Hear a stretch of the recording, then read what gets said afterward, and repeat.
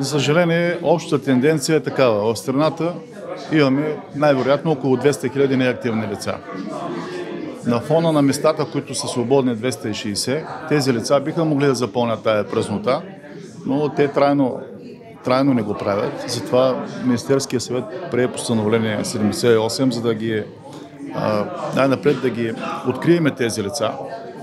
Най-вероятно септември, октомври ще започнем да съвместно с различни институции да откриваме лицата, които трайно не работят, не се регистрират за безработни и по някакъв начин да ги мотивираме, тъй като те биха могли, ако тръгнат на работа, да решат проблема с вноса на чуждестранна работна сила. Около 50 000 лица в страната започват от чужбина.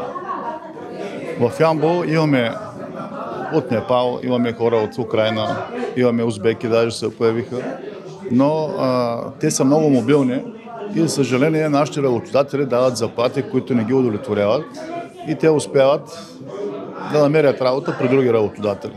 Затова те са много мобилни и реално числото никой не може да ви го каже колко е като крайна цифра. При внос на около 50 000, нужда от 260 и 200 000 неактивни, ако държавата така по-сериозно започне да мотивира хората, предполагам, че ще решим проблема с безработицата.